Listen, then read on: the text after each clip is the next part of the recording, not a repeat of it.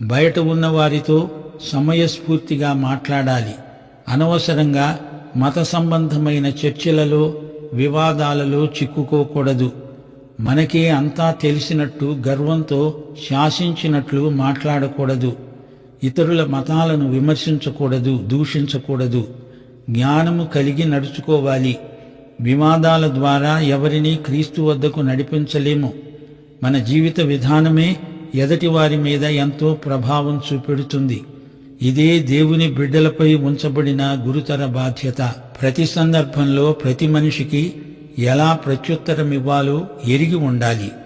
నీవు భక్తి గలవాడివే కావచ్చు, కాని నీ భక్తితో ఇరుగు పొరుగు వారిని విసికించడం మంచిది కాదు. కృపాసహితమైన సంభాషణ ఉప్పు లాంటిది. ఉప్పు తగుమాత్రం వేస్తేనే రుచి, లేకపోతే నీ వంటకమంతా ఉప్పు కషాయం